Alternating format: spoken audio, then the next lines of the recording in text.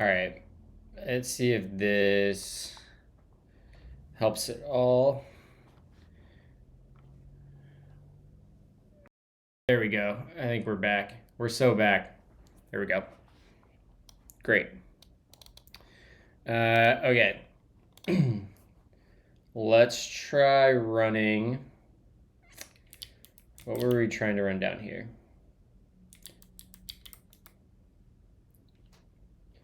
Unauthorized.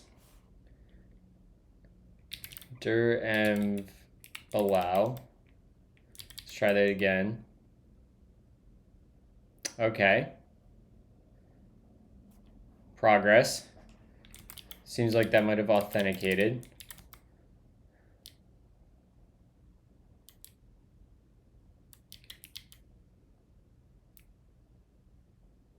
So it's probably syncing the database right now. If I had to guess.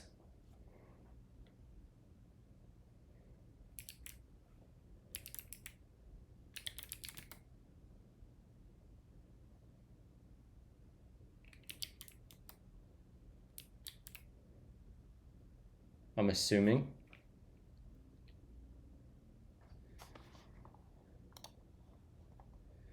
I did not update my Mac yet.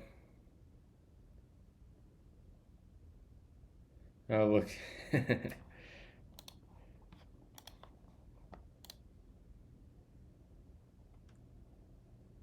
Why? Okay, so it did sync. Yeah, I deleted the file. I just wanted to see. I'm mostly trying to test Terso to see um, if for the syncing functionality. And then there is this test in here now where I need to get this file and see if we diff. That'll give us this URL up here. That is fresh data. Go up here. Paste that.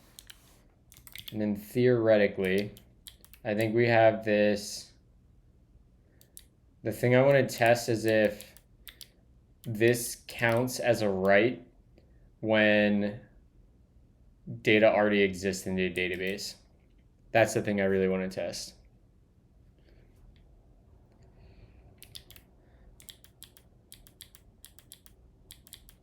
Actually, we can go to, I had this small test in here. That's where we left off yesterday. So we should see, if I run the Terso again. Yeah, great. Now, if we take this, we should see query 1 not happen, right? Select star from premium list where name is equal to homeinsurance.auto.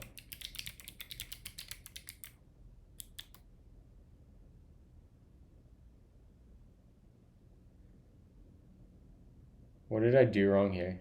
Select star.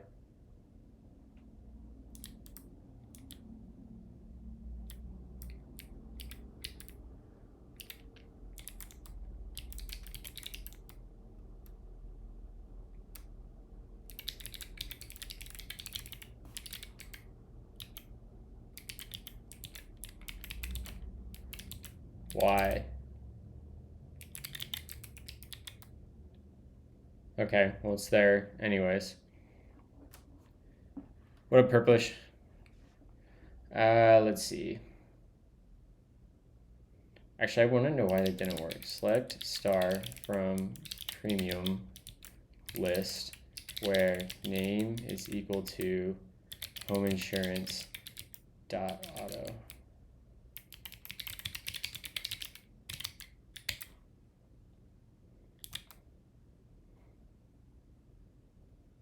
is a domain name.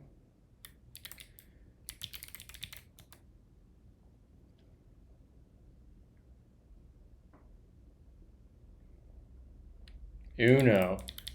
Got Uno. There we go. Now I got it.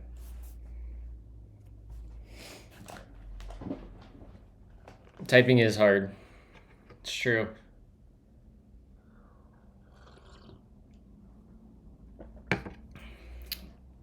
Oh God, that coffee is horrible. I have to drink pod coffee.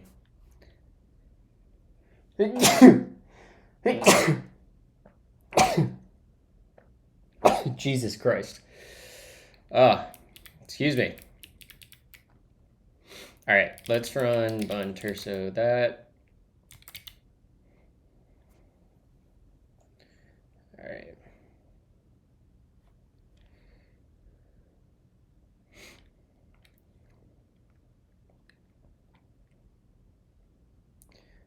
I don't know. I can't tell if that did anything.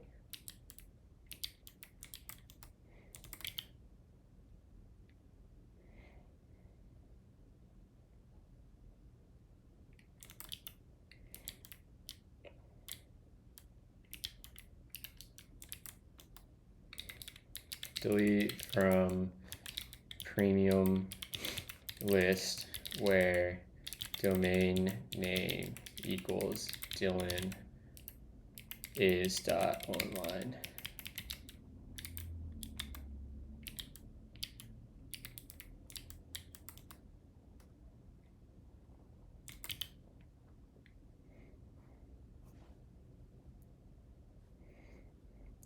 Rows affected, 0.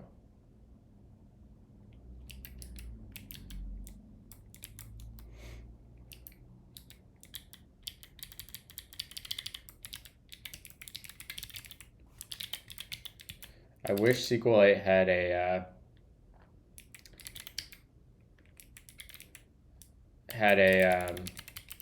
better tab to complete.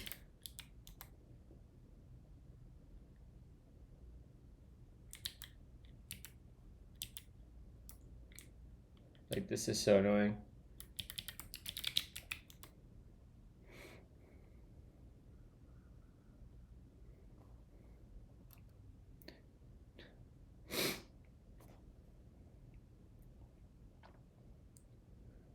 That's interesting.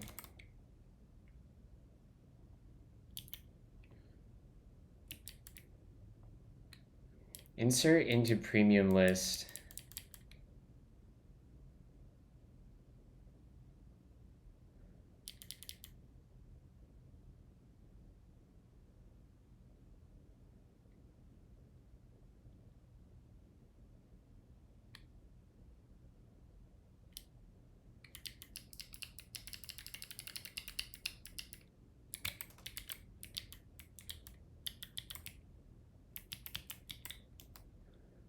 It seems like it should be in that database, right?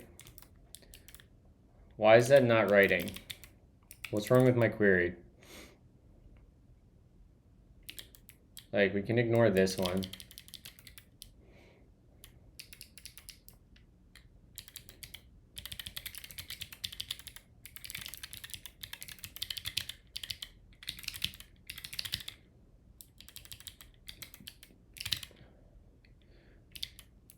Like, that should cause a write.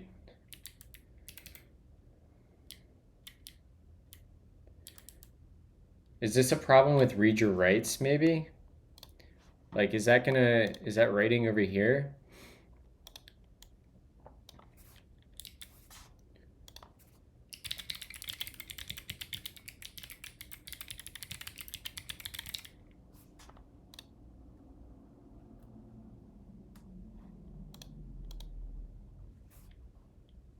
I thought read your writes was on by default.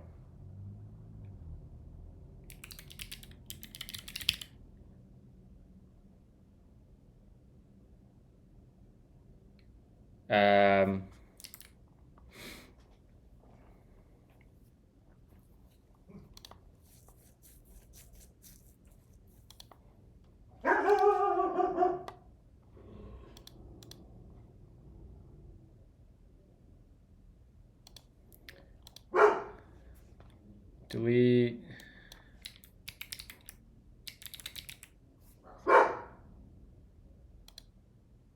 All right, so now we should not see this anymore. Yeah. And now when we run this, we should be able to read our write here. Wall conflict.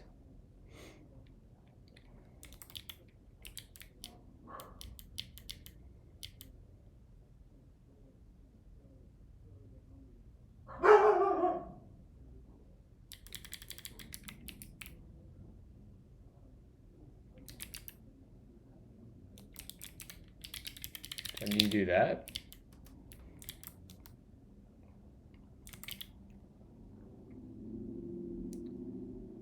Wall conflict.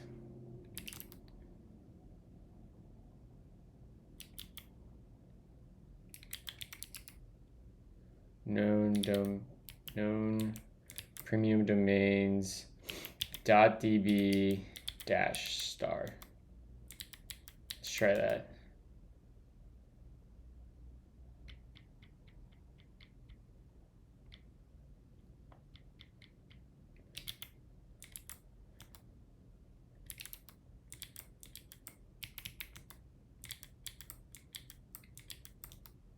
So now it's going to sync again.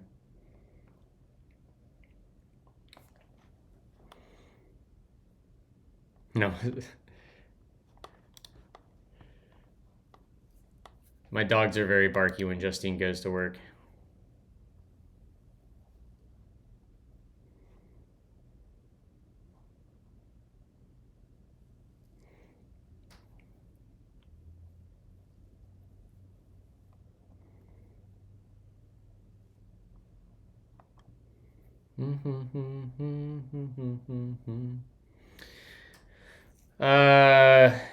It is 800 megabytes ish, somewhere around there.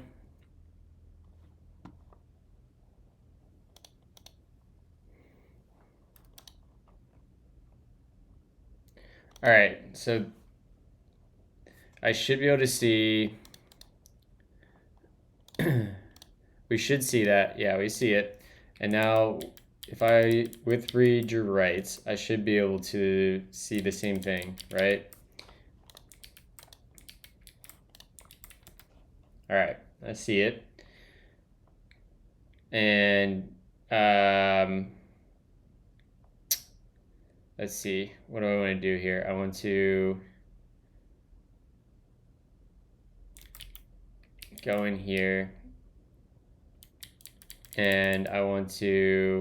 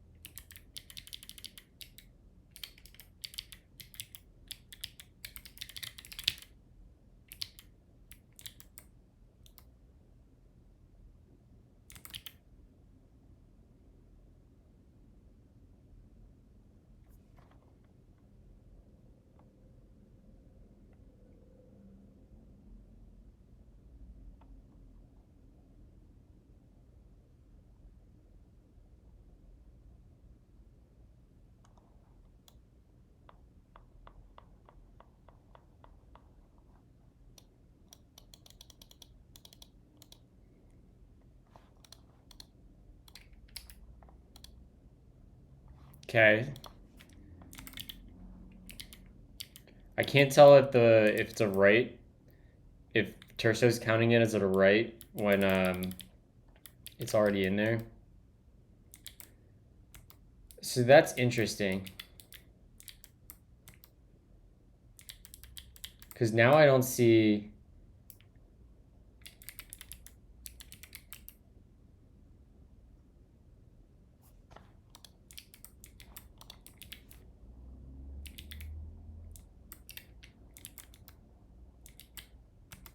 Okay, it's there.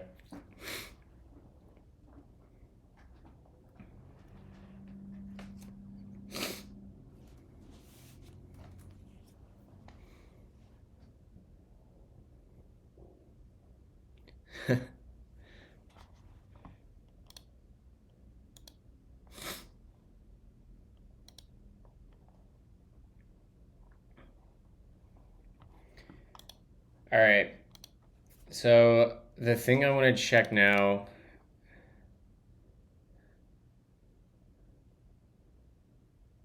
I'm probably gonna have to fetch that URL again. Oh, that's good. Rows written. That was yesterday.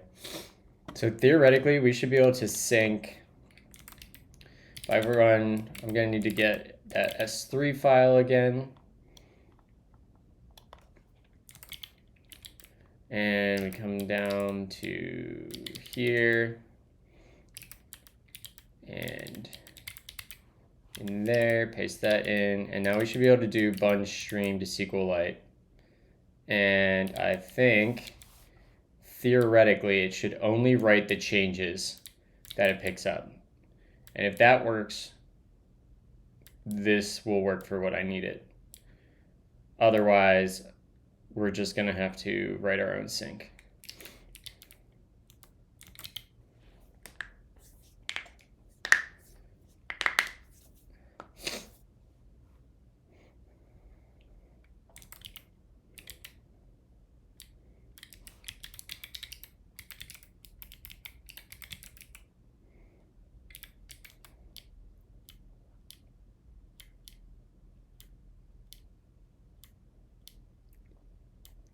I think it's running. It should be running through this section right here and running this insert statement. And then batching. Although we should see, do we have an if condition to push into here?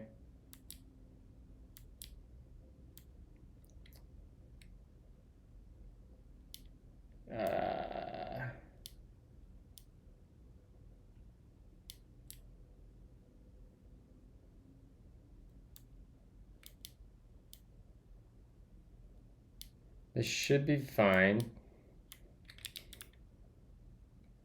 Oh no.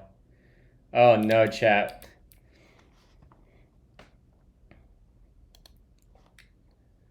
Actually, are we okay? Did I mess this up?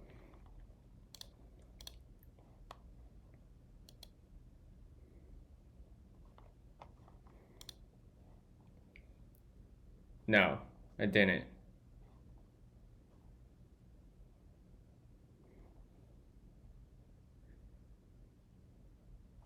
This seems like it should be working, right? Premium list is...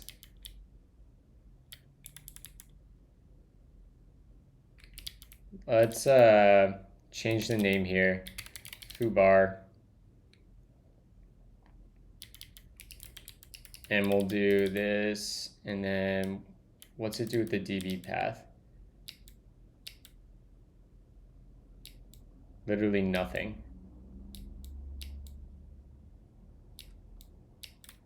Where do we create our DB? File.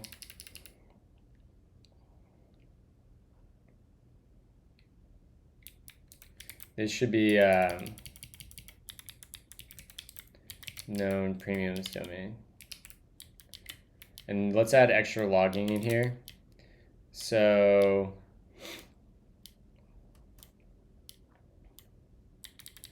we'll say console.log processing first row.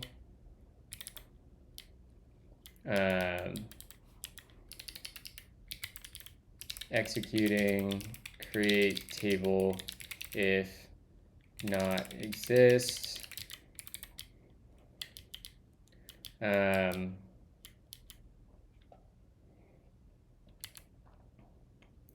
console.log skipping row invalid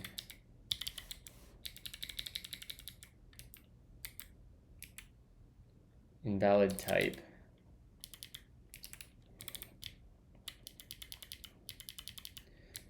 Then this will be like processing batch.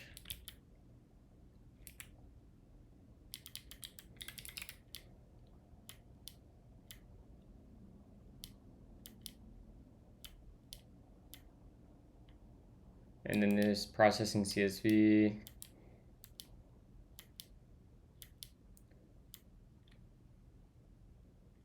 All right, this should be good. Let's try again. I probably need a new SQLite or a new CSV.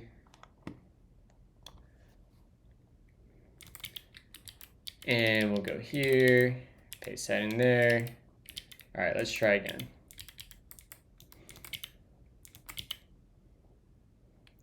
Okay, this looks good.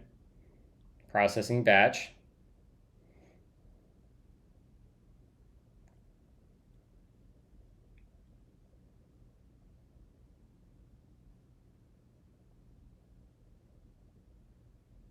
Sus.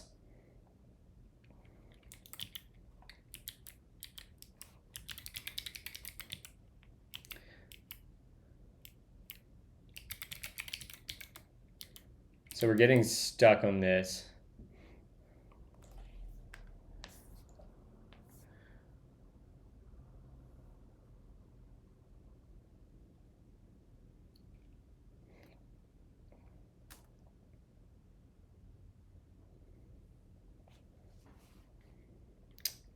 Why?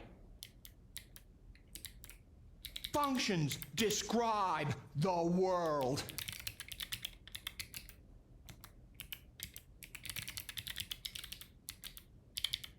We'll do that, and let's see if changing the mode at all works.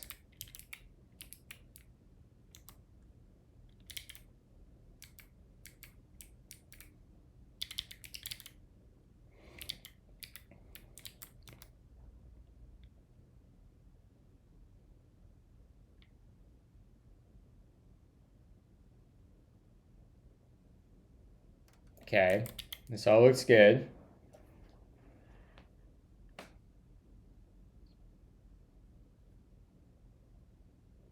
We get held up on the batch.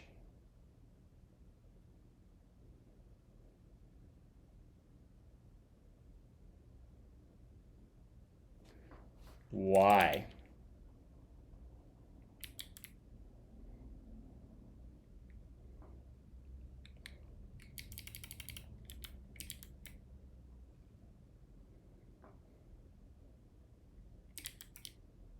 It's got to time out at some point, right?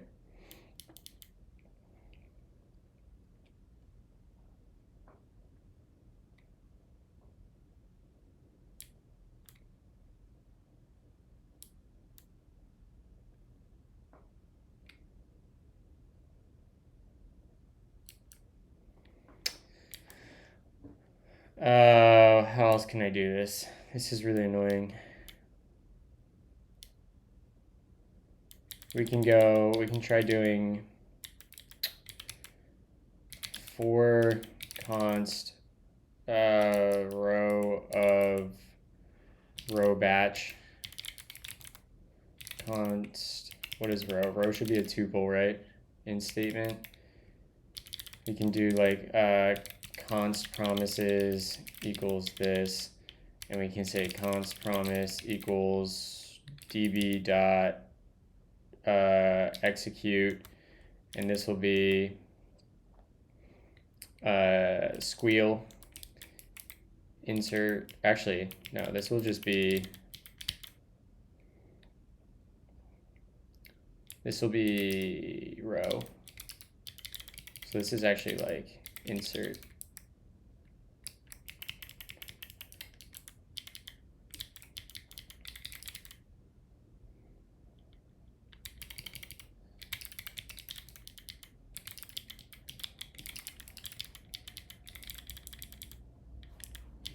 We get that promise.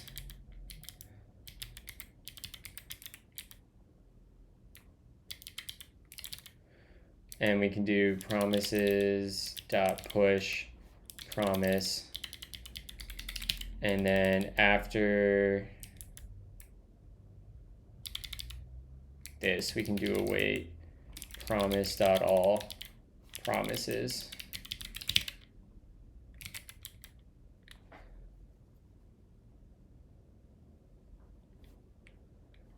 Well, we just tested the insert statement in another file. We tested it in here, which I can just like honestly copy this.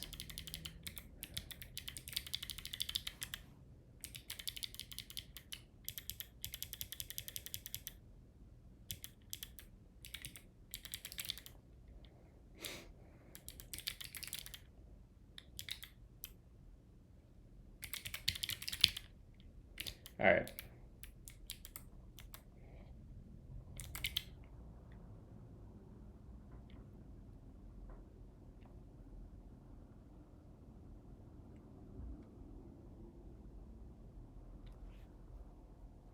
Okay, so we're processing batch. Should have added more logging.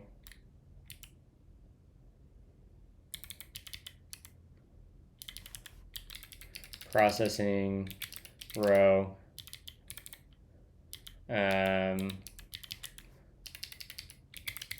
Row processed.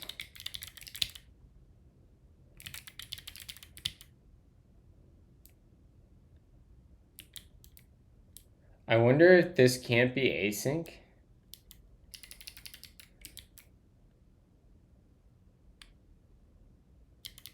Can transform return a promise?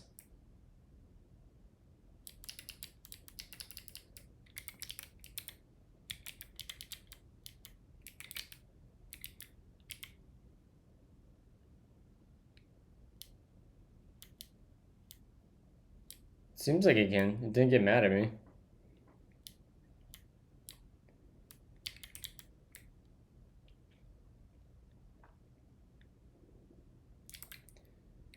Can node transform streams transform function be async?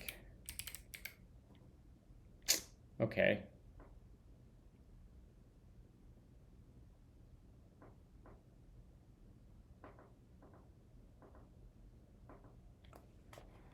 Am I not calling callback somewhere?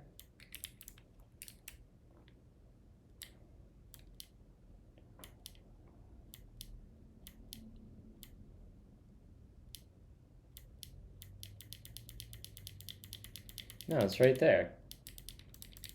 Callback's Speaks the right gospel there. of the camel. I speak the gospel of the dunes. The sand is in my veins. Come ride a camel with me today. Thank you, Josh. Appreciate you.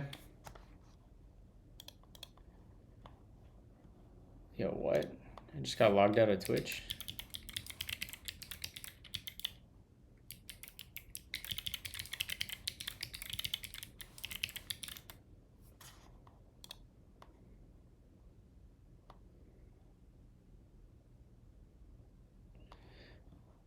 Good. I'm like confused why this isn't working.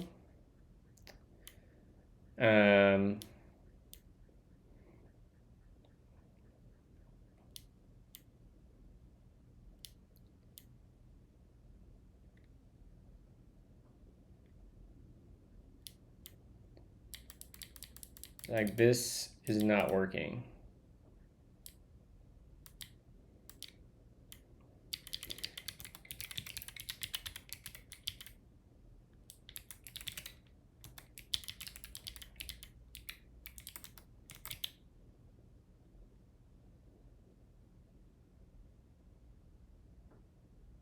Okay, now it's working.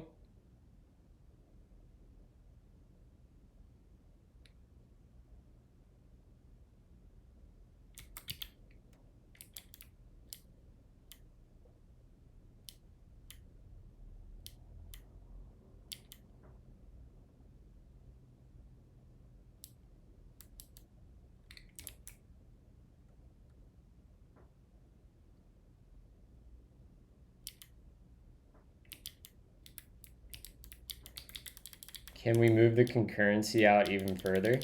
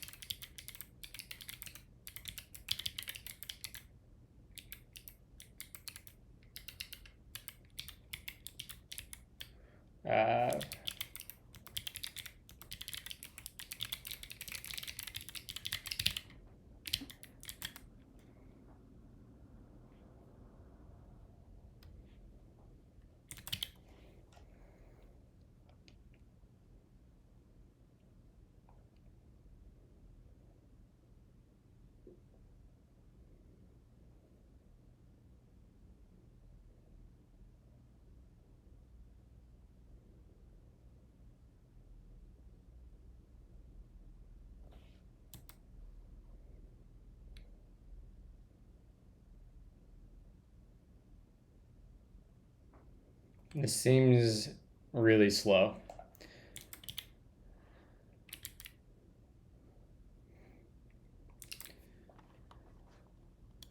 We're playing around with Terso for syncing some data.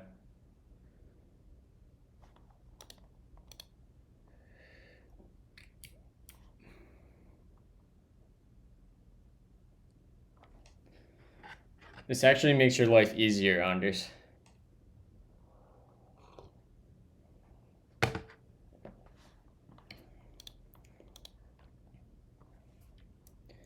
All right, should we try going back to the batch?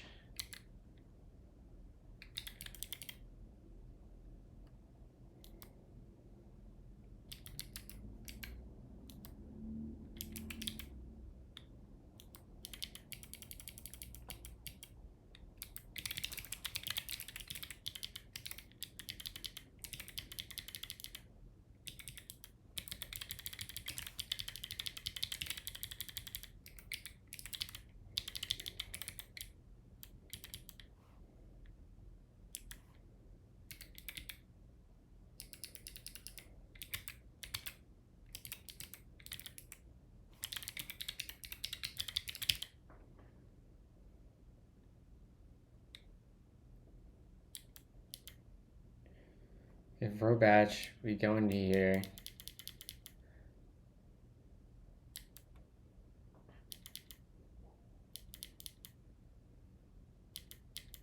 Should be fine.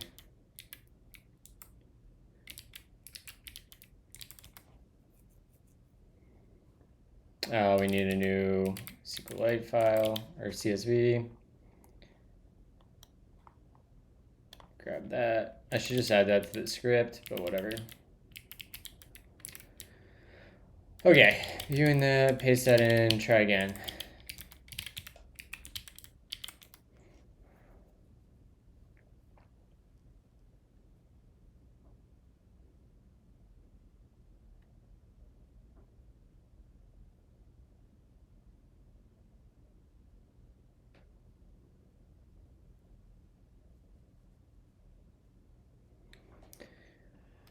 Awaiting 0 promises to resolve. How did we get...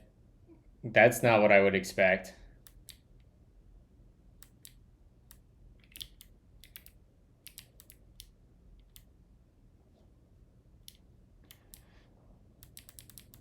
This is like not returning a promise. Do we see...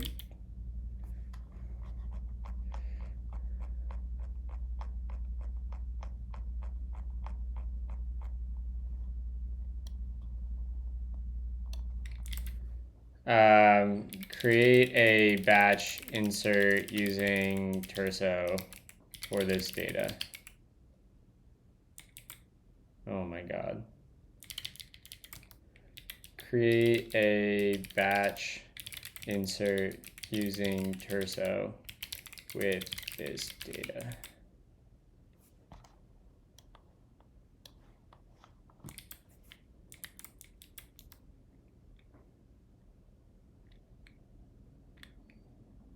I did not change my keyboard.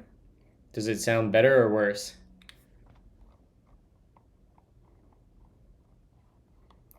Use the TS.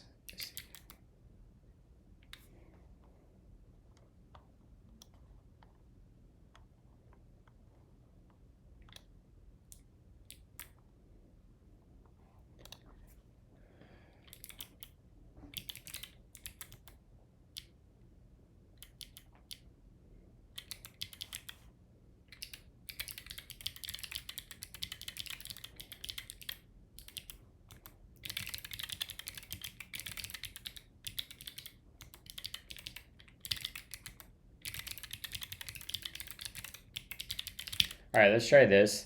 This should be functionally equivalent to what we're doing. This should be functionally equivalent to what we're doing in the other file.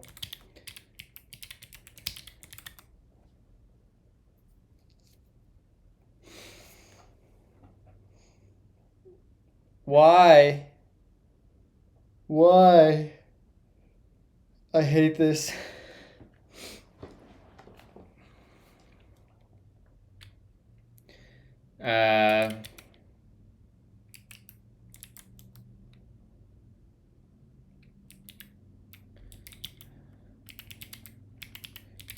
We're gonna call quad in. Where is the bug in at was it like we never see batch processed? Let Claude cook. Good morning, Mr. Wizard.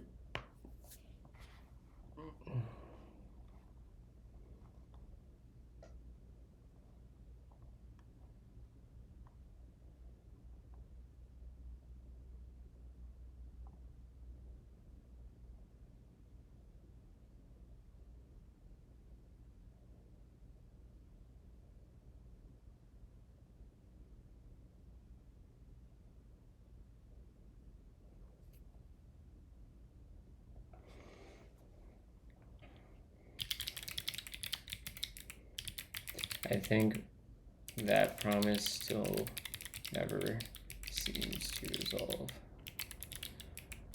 What? Make our batch size.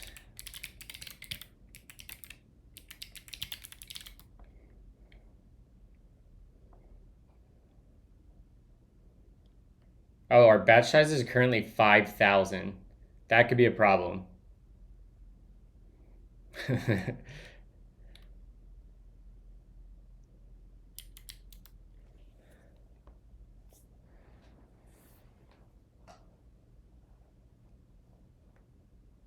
Let's make, yeah, that works for me.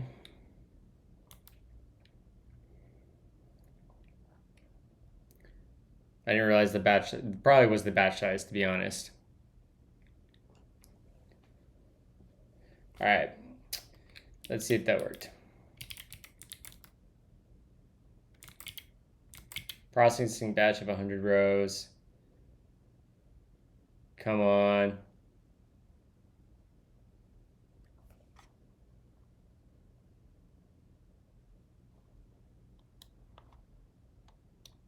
Come on.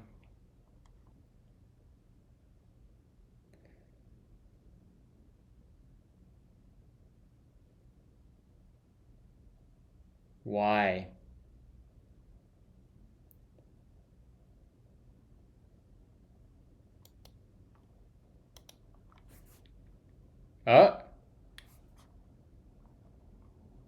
Is it just really slow?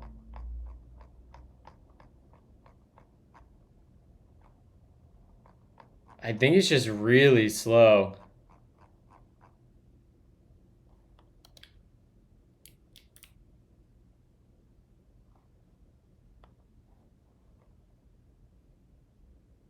It's gotta be.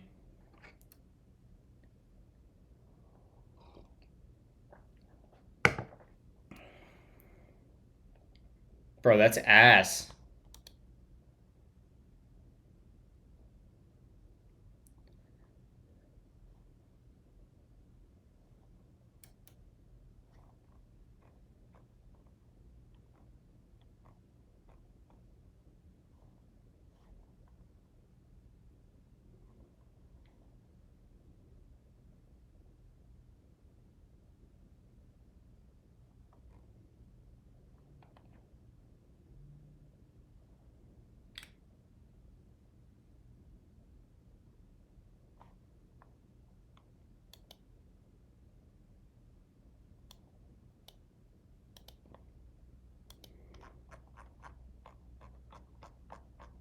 That latency is really bad.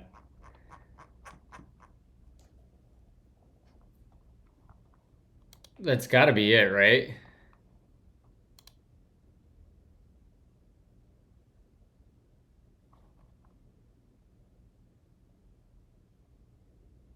What is it doing under the covers? Like, this seems like surprisingly slow. Like, given what I know about the team that builds this.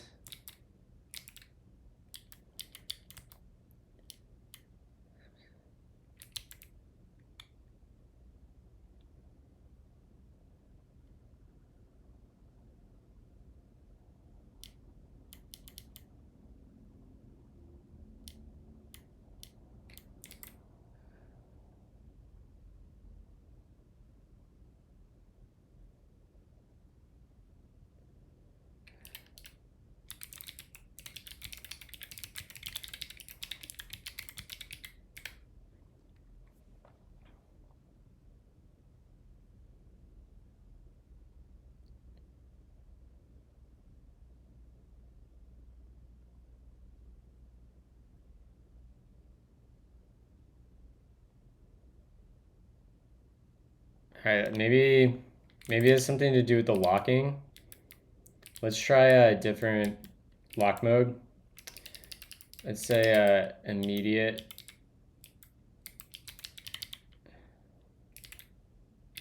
All right, what are my options? Read, write, or deferred. All right, we'll try deferred.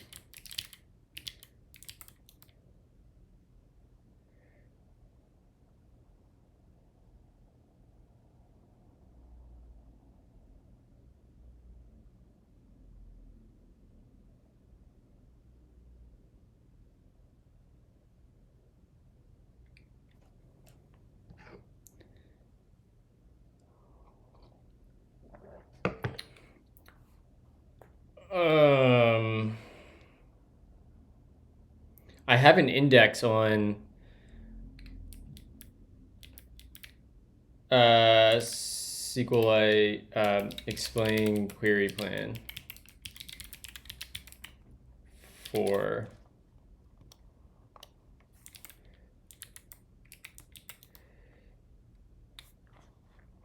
no, brother. Actual SQLite explain query command.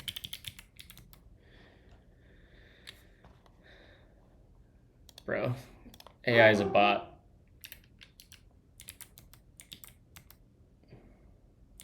All right.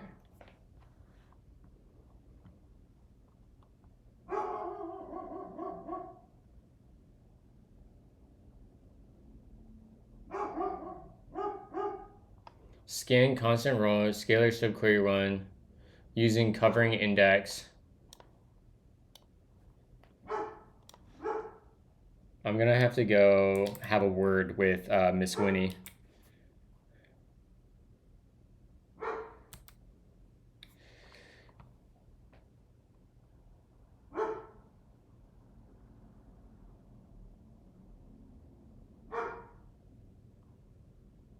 I mean,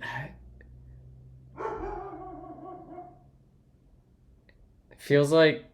All right, hold on. I gotta go have a word with Miss Winnie, ma'am. What are you doing?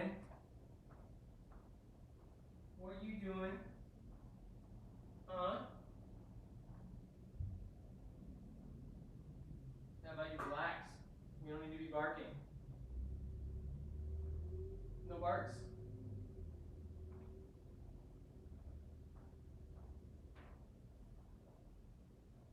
Relax.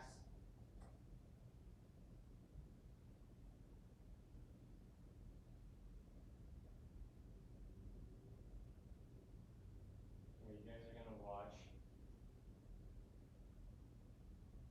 What are you guys gonna watch? You guys are gonna watch 7 design patterns every developer should know. You're going to learn about 7 different software design patterns, many of which you already use, whether you realize it or not. But there are solutions. Okay, I am back. I put on 7 design patterns every developer should know for my dogs out in the living room. They're being indoctrinated into enterprise Java as we speak. And yeah, how do I know what files I have? It is, it could be index building. Now that you say that,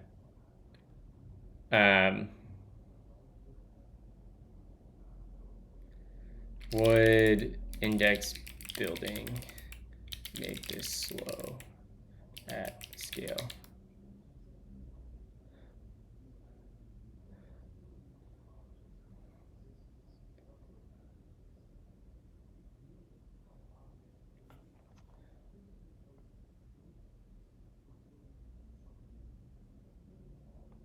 Oh, HODL chat.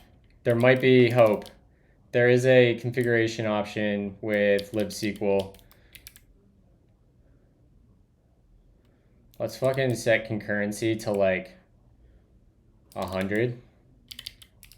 See if that helps.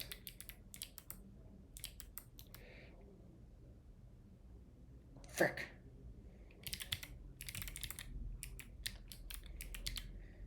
Can I get my JQ select data dot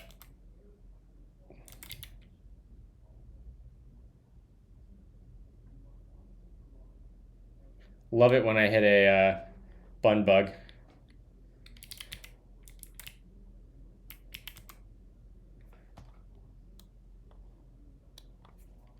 JQ is one thing I wish I knew off the top of my head.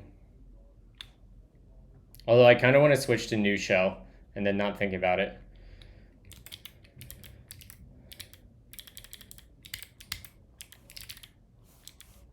All right, let's see if ramping up the concurrency helps.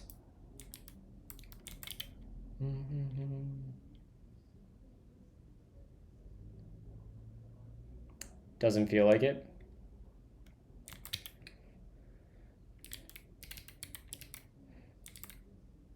Why would this be slow on awaiting db.batch?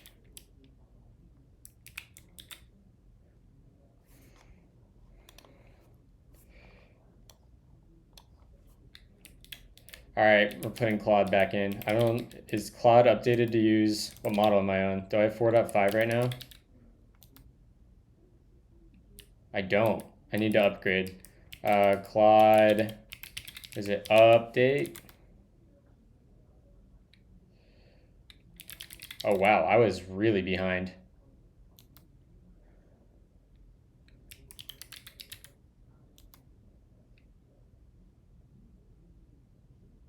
Why do I not have 4.5?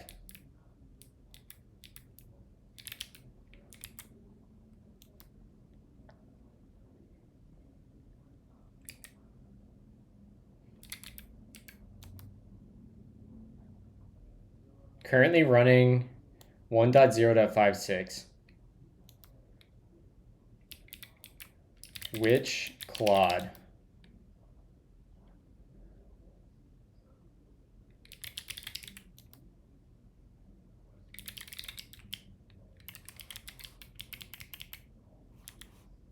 Upgrade? No, not upgrade.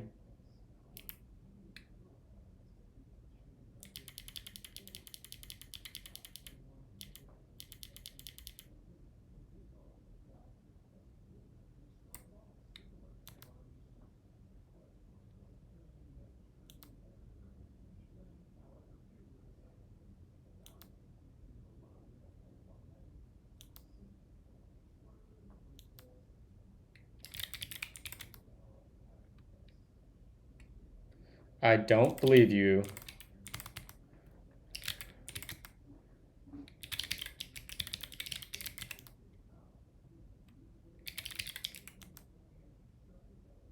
Okay, that looks better. There we go. I broke my fish config, so I switched back to Zeesh. Oh my god, I could never go back to Zeesh after using fish. Let's see here. I want to I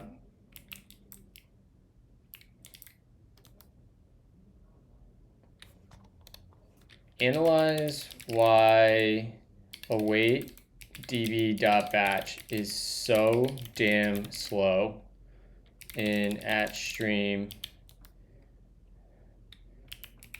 Dig deep. Research terso and lib squeal.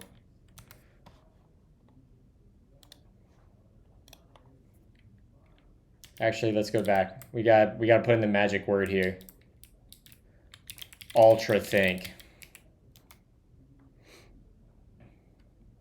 Why do you bother with Bun? It's still not stable. They've been advertising speed for like 3 years now, but it's still seg faulting.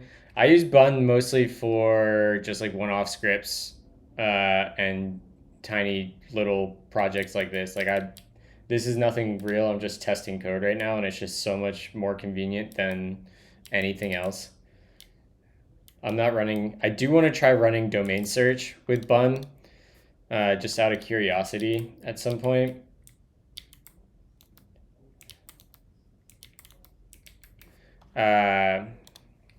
Vercel.domains. I would love to check what like the backend ends up feeling like memory wise for this. Bun.js.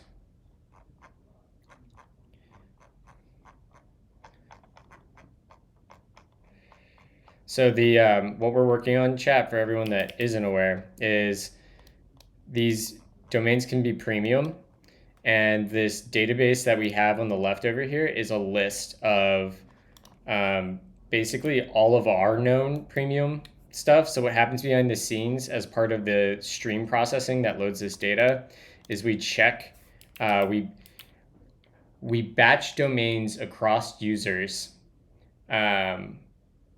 to check availability and to check premium status and premium price. And so when we check premium price, every single person that's using this app at once, their domains, their searches are all getting batched together. And then every, what is it for SQLite? Every 10 milliseconds or so, 20 milliseconds, I can't remember what the timeout is, we batch to do a bulk read to SQLite to check if it's a domain we know the premium status for. It's a little bit more complicated than that, but that's like generally how we're loading the premium status here.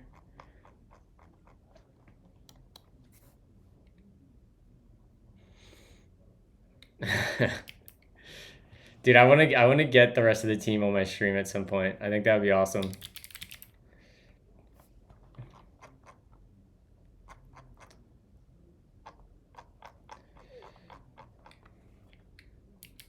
Vercel domains.new. There is a bug right now. Like, I know for a fact I can, right here, this is something that hopefully gets fixed today. This domain's not actually available. This is a reserved, this is either a reserved domain or a trademarked domain. So when I add this, it's like, yo, dog, this domain cannot be added to your cart. It was incorrectly marked as available. Same with, like these ones down here, like, it doesn't work. And the reason this is happening is because it's hitting a bloom filter. Well, actually, it might be hitting a layer of caching in front of the bloom filter, but that's cached with bloom filter. Our bloom filter currently doesn't know about trademarked or reserved domains, so it's incorrectly saying that it's available, which is no bueno.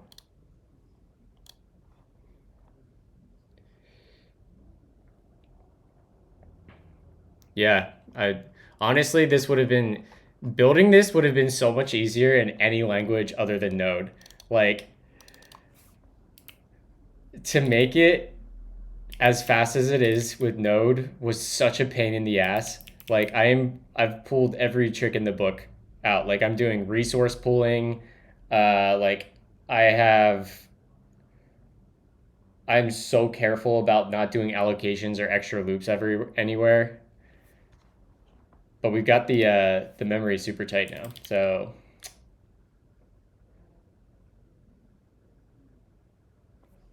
Oh, Claude's cooking over here.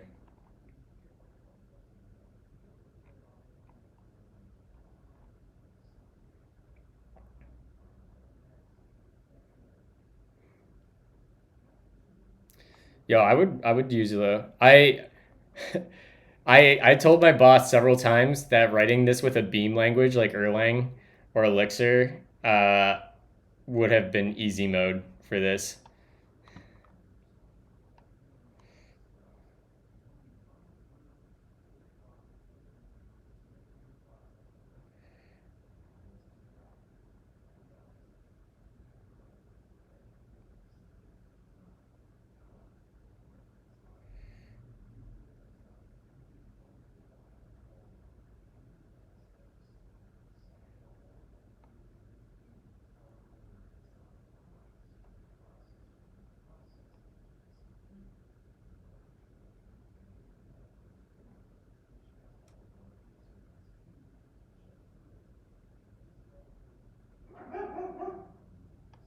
All right, let's try C.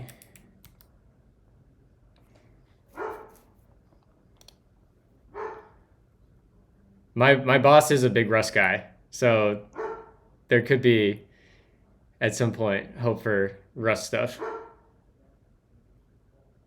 Is the mighty Ryan going to suddenly appear? Oh, Ryan Winchester, yeah. All right. Winnie's coming in here. Winnie Marie? Played yourself. You played yourself. Let's go. Let's go. Please pause the song completely. We're not done. Breaking down 100% of tough stuff on foods. Cascade Platinum Plus. Go explain to chat that you're sorry for barking. Say sorry. Tell them you're sorry. Say sorry. I'm sorry for barking, chat. I'm sorry for getting your pets riled up. She's in Sky Jail.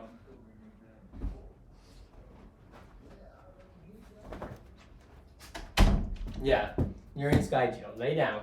No more barking. No, you lay down. My dog's name is Winnie. Winnie, Bodie, and Baxter. All right, let's see what this thing cooked.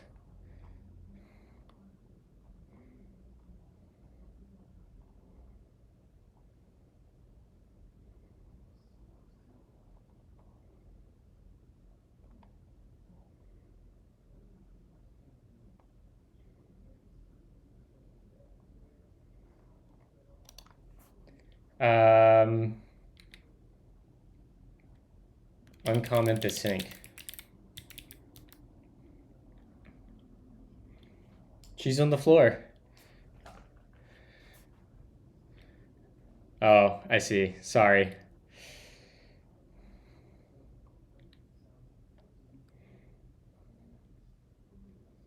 All right. Let's see. Bun index. Grab this thing now. I want to actually grab this.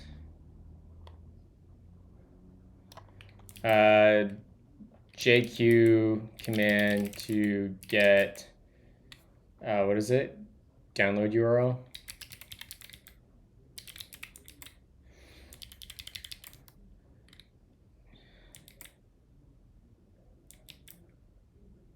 How's what I'm trying to paste too long?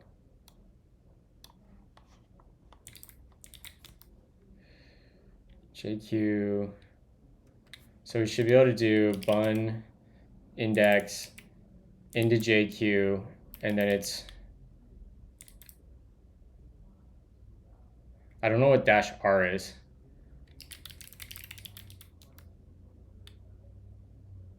What if I pipe from another command? Okay.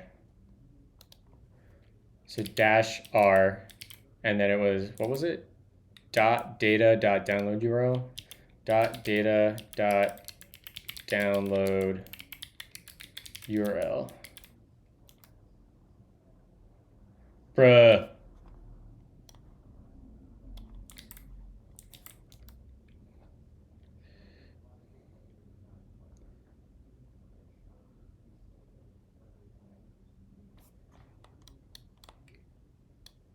I have the raw output. Here, I'll just give you the raw output, but you're going to be pissed that it's Command J.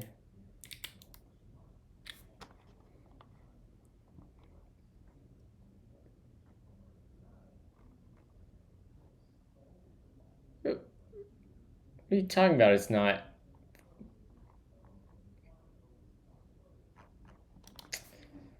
All right. It's actually right. I skill issued myself. I actually skill issued myself, chat. It's fine. We're not going to talk about it.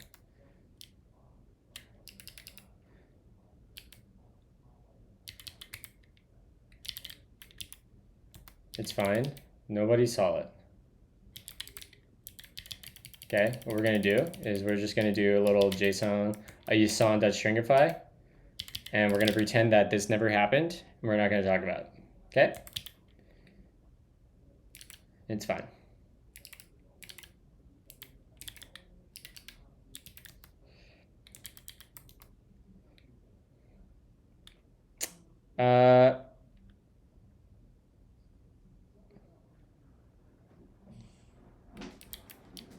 We don't need to log.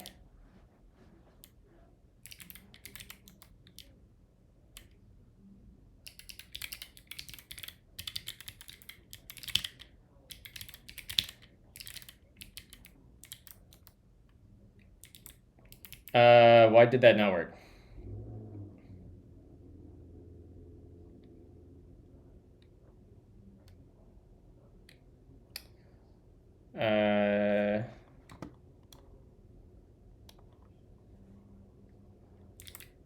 Listen, nothing happened.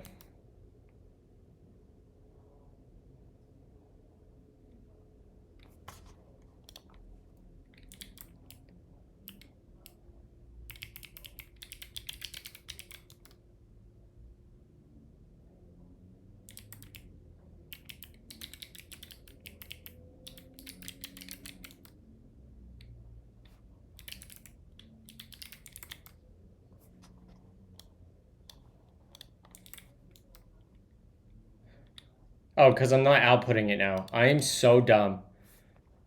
I am so stupid.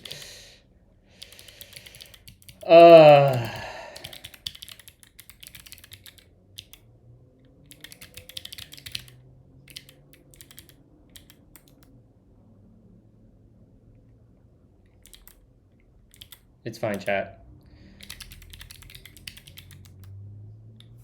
You got it. All right.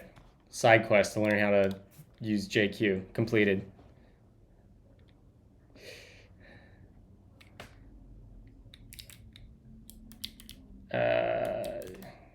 Now we can go here, paste that in, and let's see if our good friend Claude made this faster.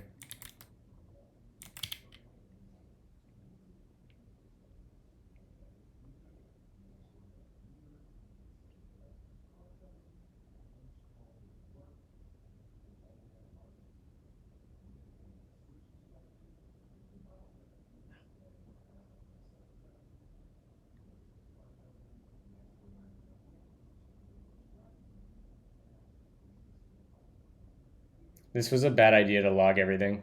I'm realizing. Wouldn't I have to use what's the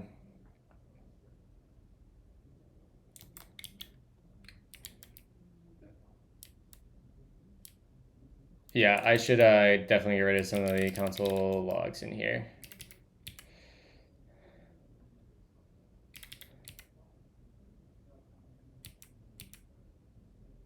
Get rid of that one. That's a noisy one. That's a noisy one. That one's fine. That's fine.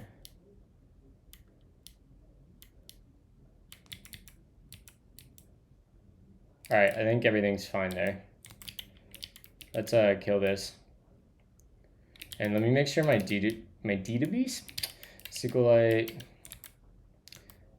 select count from premium list 18 million. Okay.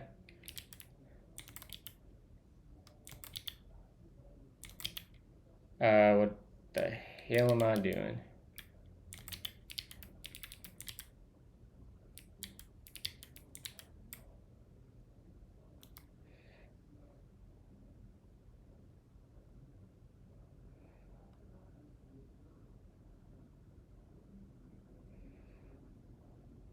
All right, we'll see if that goes.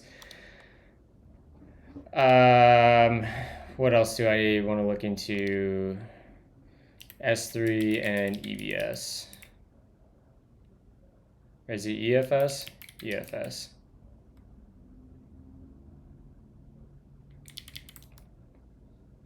Elastic block storage, persistent block level storage for a single EC2 instance, scalable file system. So I would want EFS. There's a world where I use EFS here.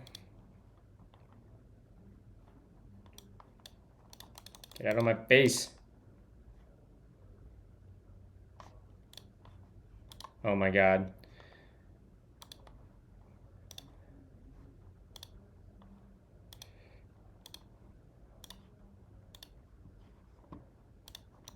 Oh my god. I hate this.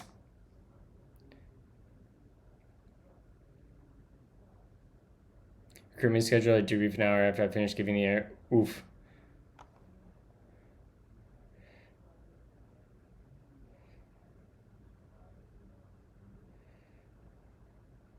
Is that, are we at 1.4? So we're still in the millions.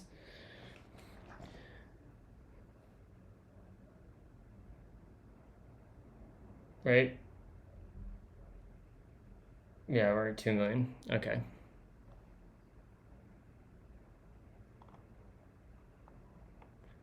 Can I mount an S3 file? Here, we can go here. It's the gospel of the camel. I speak the gospel of the dunes.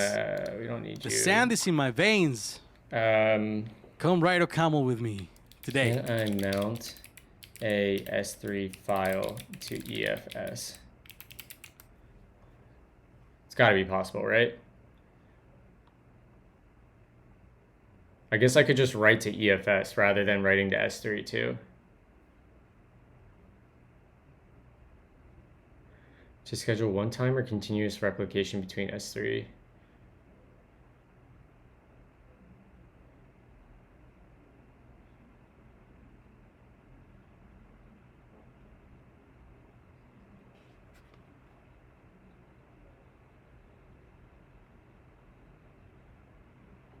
I think EFS might be what I want.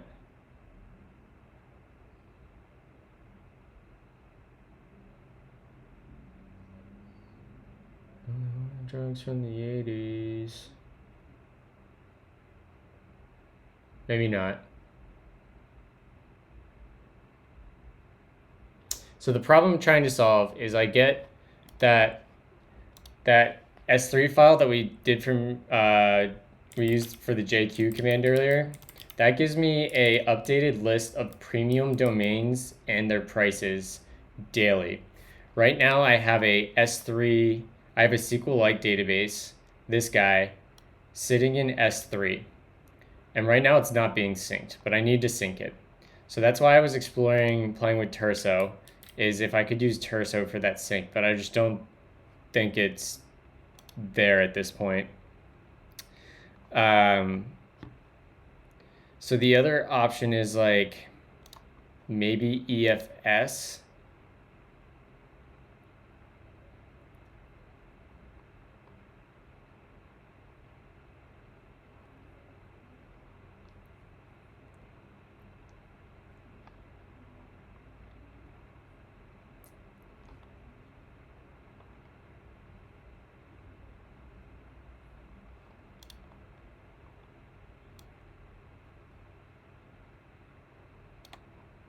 Boot volumes, transactional NoSQL databases.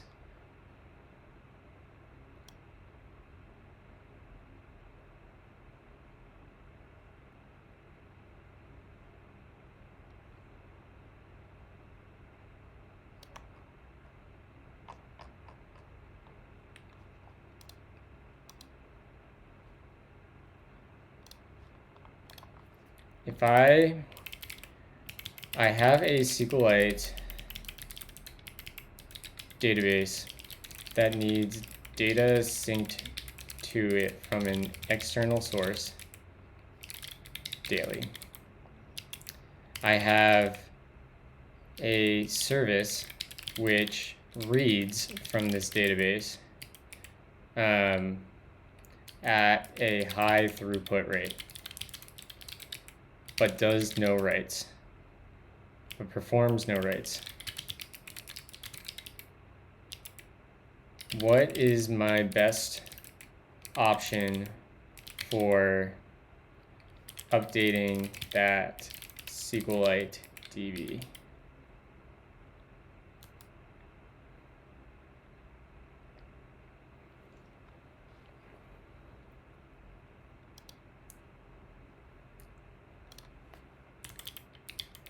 Where are we at? We're at 11 million.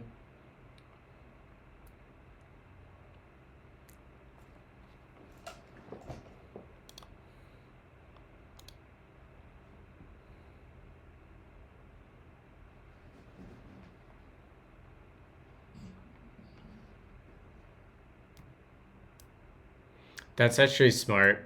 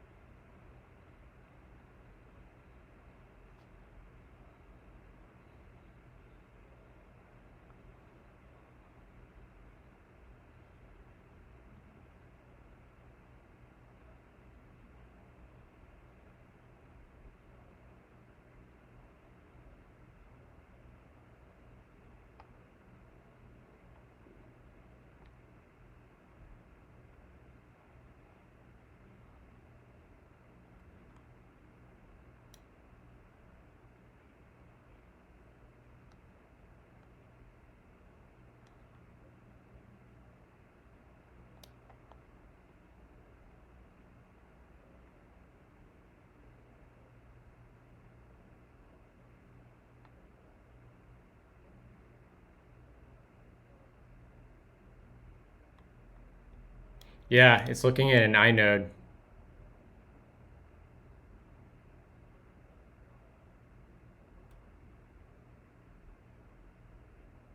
Yeah. Yeah.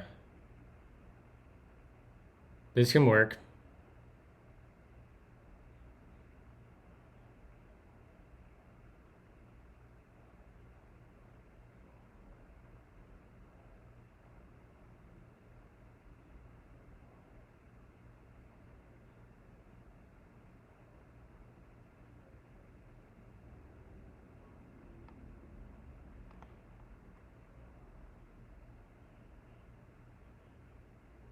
Okay, I think this will work reasonably well.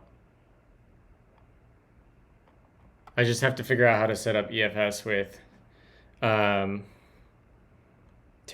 because I have no idea how to do that. I'm a DevOps engineer now, chat. I bet this thing breaks. Oh, it's synced.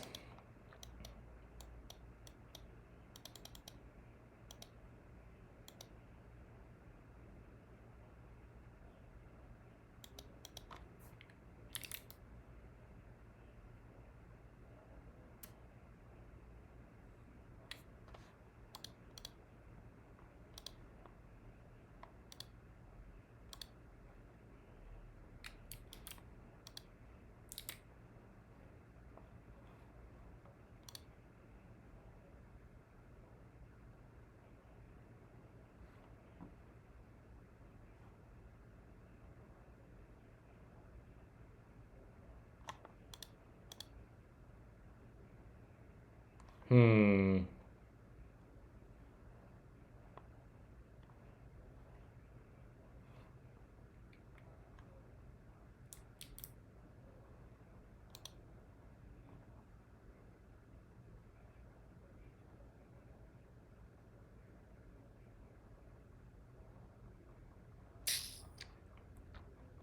What are we thinking here, chat?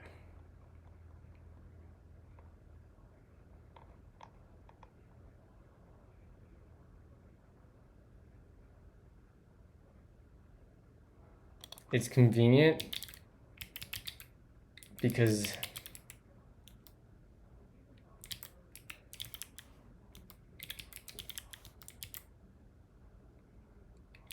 oh, I'm already in there. So if I do like terso db, what are my import?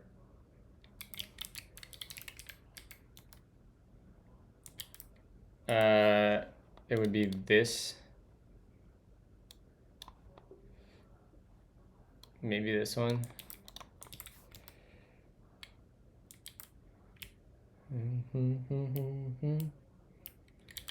Known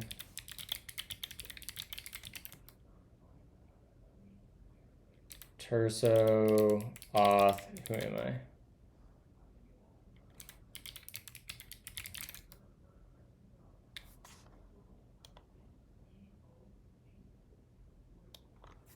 So why did terso db import Functions describe the world. not work?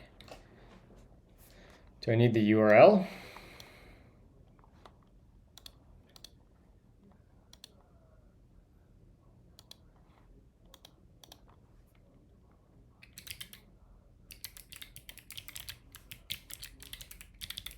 Where did less come from? What? Because the other thing I could do is I could use terso to import the database when we construct the Docker container. And then I could just have a cron job that does basically exactly what we did here. That's like another option. Group. Terso import. Oh, I want to do terso db export.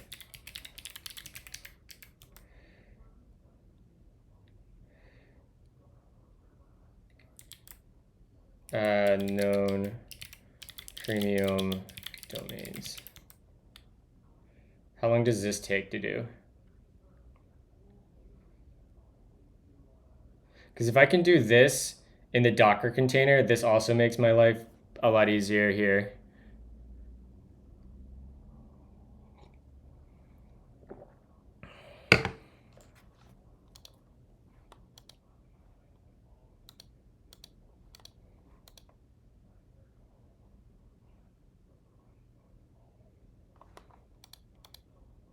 I wonder if export counts as a sync.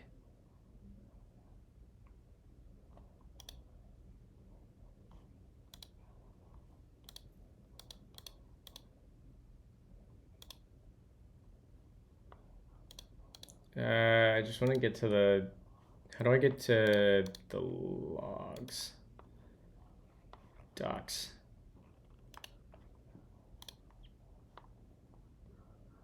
Terso Cloud. Because this is like right on the brink of like being insanely useful to me. But I also don't know.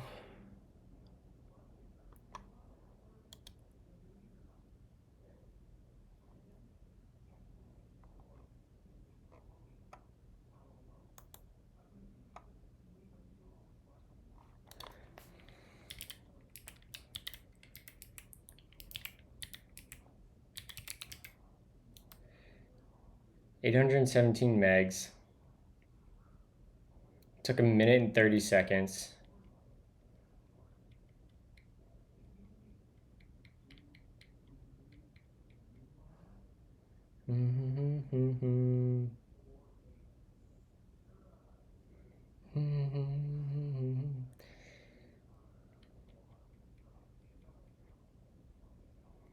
really don't know why batch.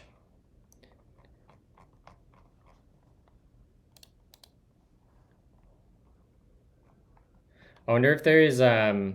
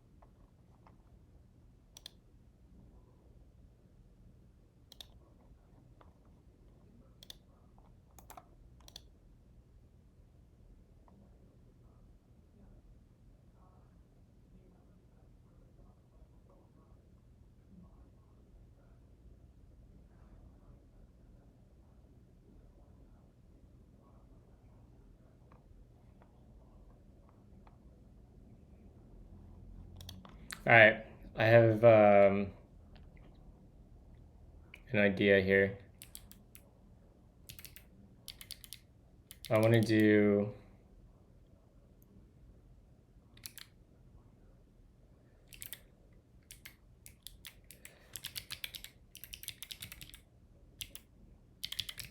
basically, I want to use the same client.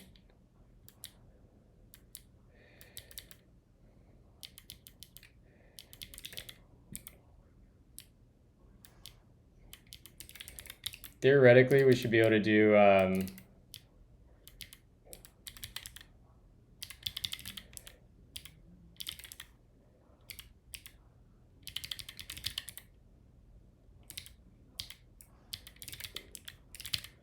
that, and then offline should be true. And then that should let us call sync when we want it. And do we do batch in here still? /db.batch.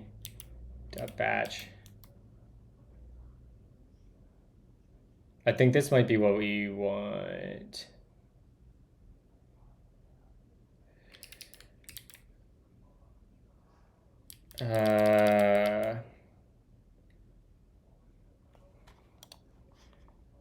Let's go back to Kimmy. Lib/SQL batch modes explained.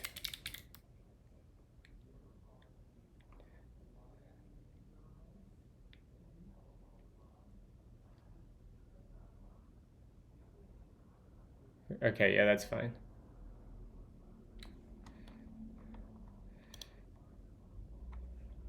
The options are deferred, read, and write. Go search the web.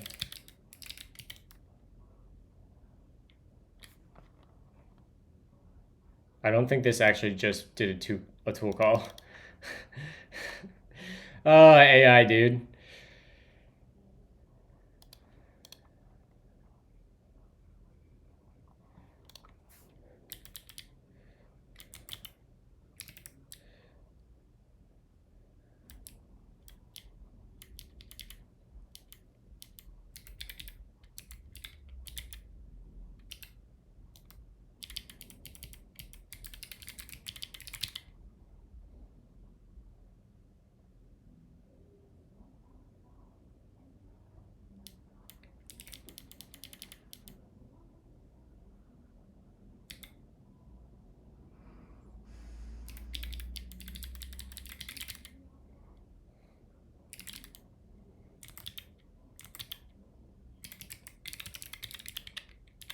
All right, this might work well here. We can get rid of this. We can get rid of that. We'll keep that one.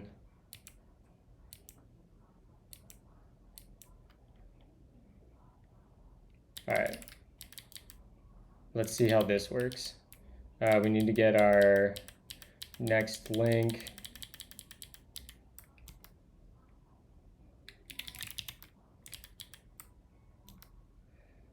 And now in here, we got to go update the URL.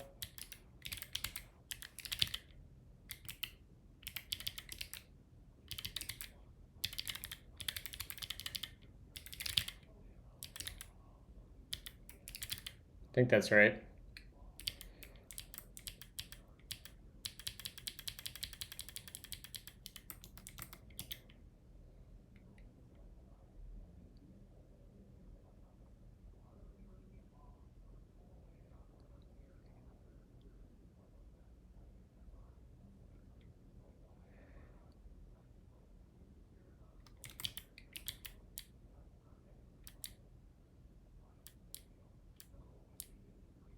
Something happens at that 600,000 mark that slows down and then gets fast again.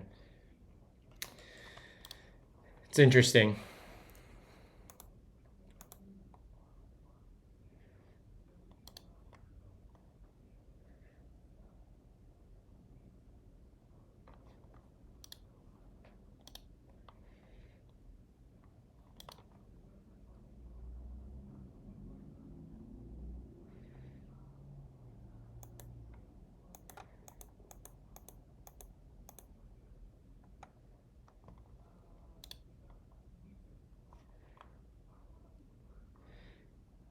This is concerning that I only get so much sync there.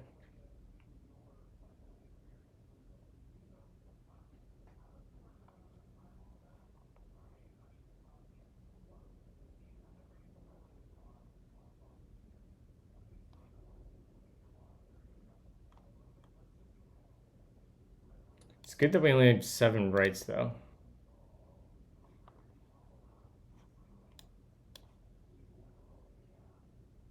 No, that can't be right. The writes is just not caught up over here.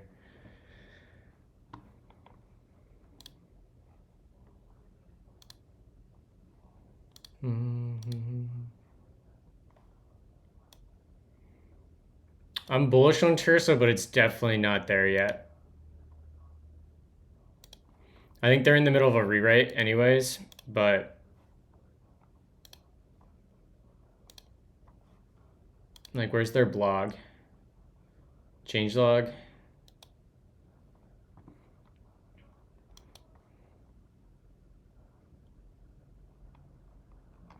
I'm pretty sure they have a pretty good engineering blog.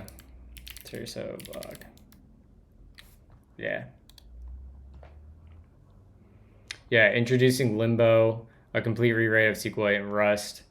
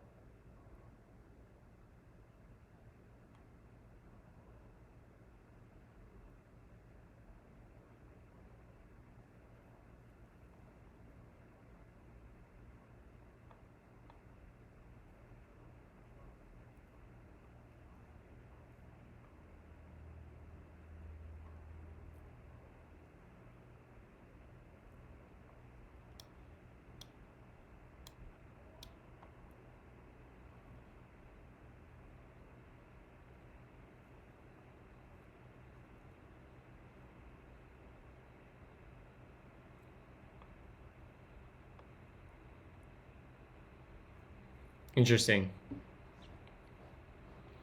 We got 6 million, another 10 million to go. So this should be writing all locally.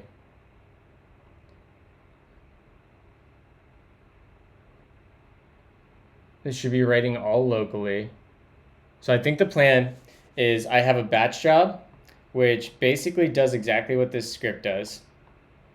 And then when our pods start up, I just do, or not pod startup, excuse me.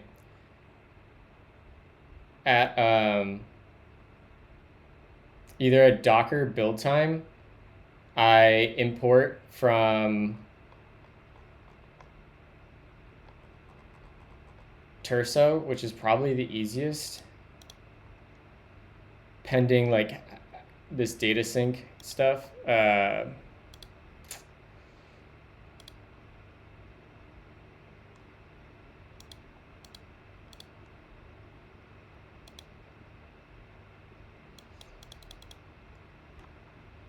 I'm curious about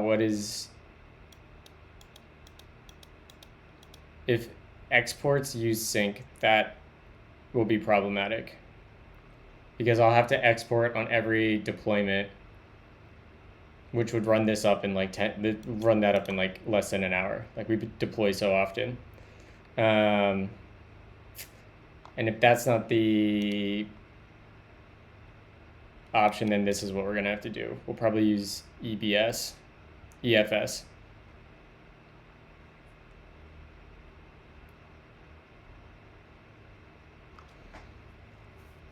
We can EFS and then, oh, I've got some ideas.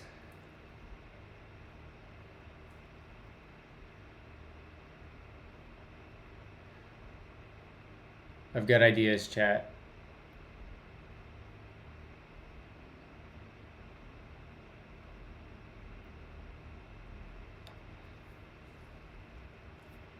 I can, our first layer of caching on domains.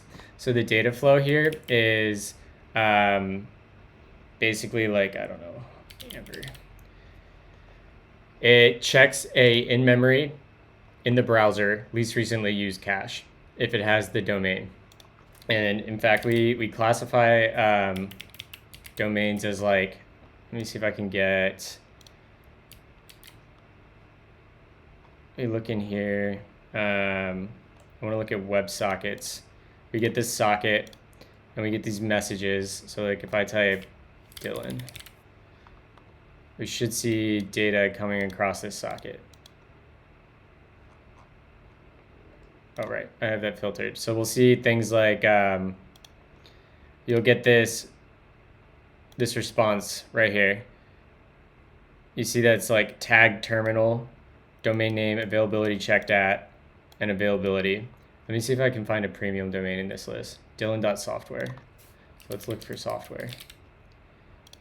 It was in this request list. And then we get right here. Here's the response. It's terminal. So terminal means we don't have to get any more data. You'll also see like non-terminal responses. And non-terminal responses mean we have to enrich more data. So that would be like we hit availability, and then the TLD can be premium. So we have to do like a more compute to figure out if it's premium or not. So we'll get a non-terminal response. I don't actually, let's see if I can show you one of those non-terminal right here. We get a non-terminal response for Dylan.sh. And then I wonder if the availability checked at. That's our SWR timestamp. So actually we can check this right here, right? We have the console. Let's bring this up. One was availability checked at. That might be today. I don't know if it's going to be a good example. Yeah, that was, okay, it's not a good example. We use that timestamp to decide if we need to go refresh data. So we'll send the stale data to the UI, and then if this checked at timestamp is stale, we do a refresh in the background and then push another response back out. So I'm sure if we like look for Dylan.sh in here, there's going to be a terminal response somewhere. Yeah, right here's the terminal.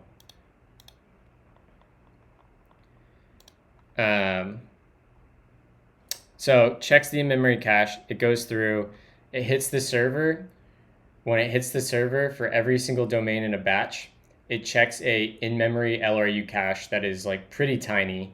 It holds 4,096 entries, and it's mostly for people that are like backspacing to keep that cached in memory quick. And then if that's a cache miss, we check Redis.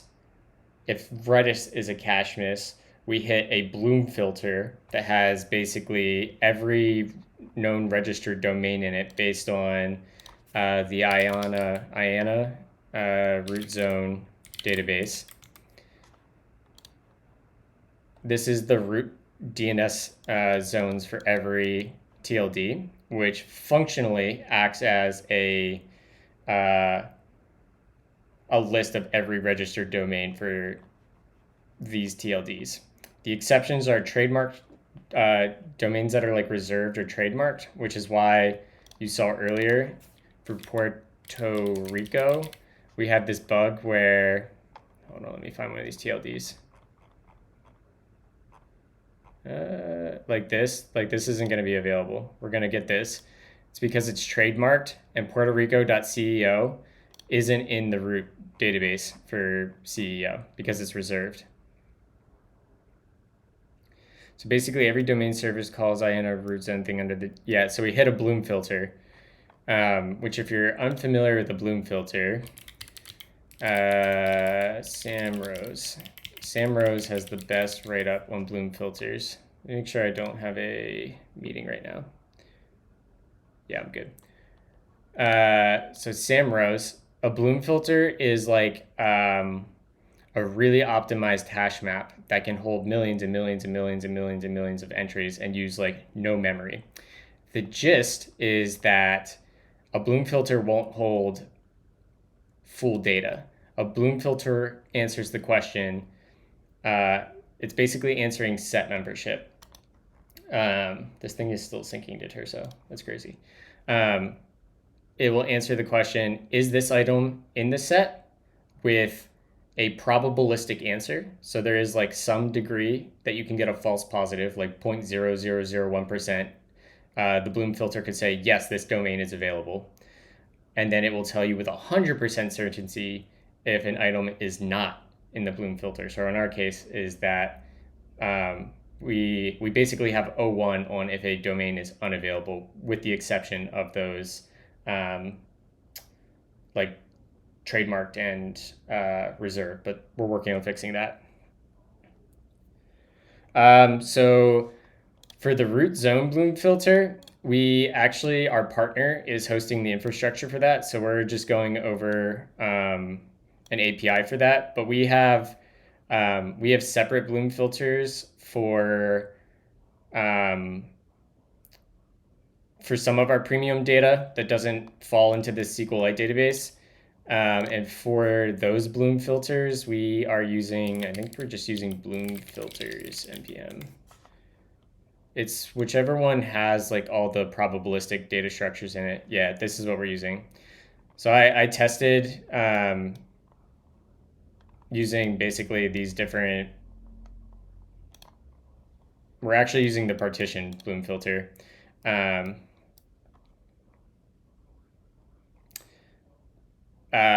it's partitioned by registry operator. So like Identity Digital, Radix, GoDaddy, Google, like these are registry operators like manage big batches of TLDs for TLD registries.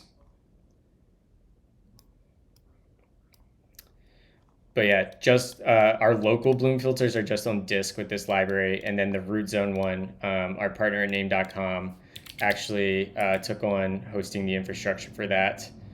Name.com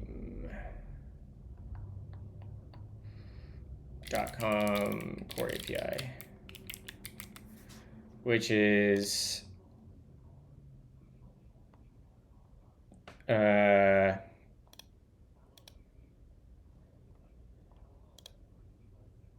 zone check right here. And we see like a local on disk Bloom filter would be like, nanoseconds check.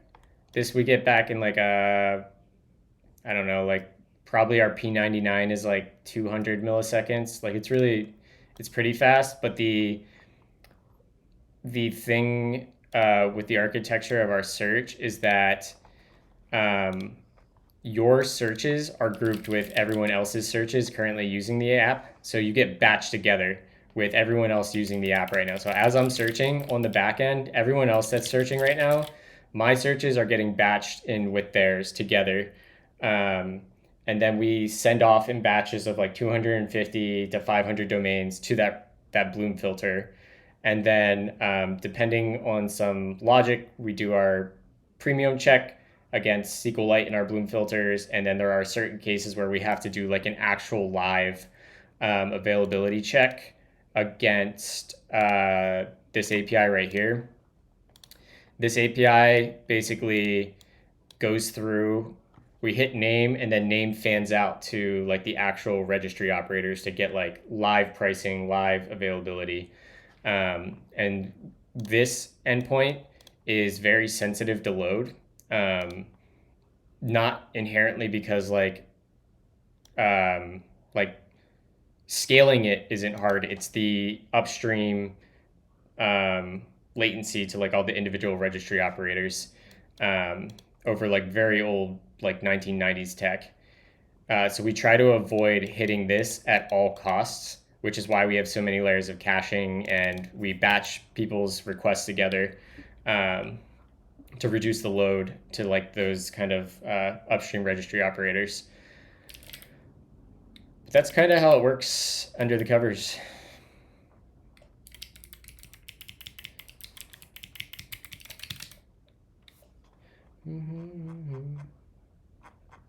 It does feel wild. It still doesn't feel like, it feels unnatural to use. Like here, you can see the in-memory cache happening, right? Like instantly on keystrokes, I'm getting results. It's because those results are cached in, they're cached in the LRU cache in the browser. So none of these are having to go fall back through. If I go like instant and then B Holmes dev, like these are going back to the server, hitting all our various layers of caching, the Bloom filter, falling through, doing premium checks, and being batched together. Thank you for the raid. Unfortunately, I am getting ready to wrap up as well. But I appreciate the raid, y'all. Yeah, like the first question after Vercel Domains was here, I asked on Twitter, is using any debouncing? We are debouncing. So when you see the skeleton go away is probably when it goes. I forget, I think it's like 150 millisecond debounce maybe 250.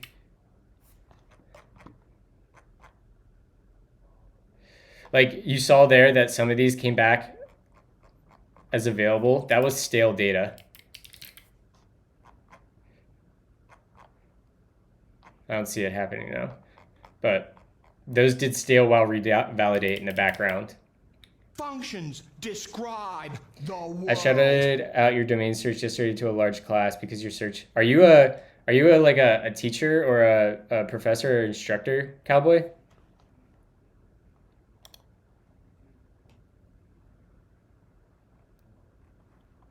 Because I would happily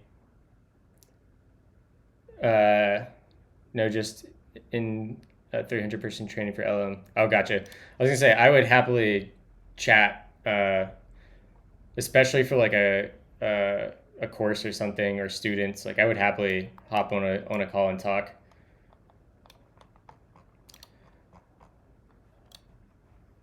All right, y'all. Unfortunately, I do gotta wrap up. I gotta actually keep doing exactly what I'm doing, but build it for real at Vercel. So let's find somebody to raid. Who we got going? Let's see if there's anybody I don't know doing something interesting.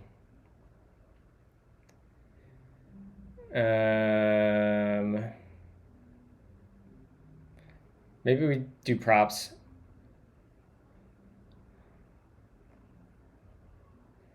Game dev, so much game dev.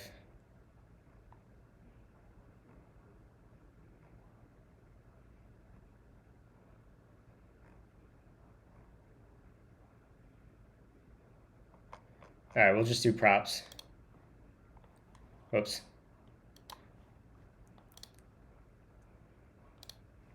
All right, yo, I'll be back tomorrow.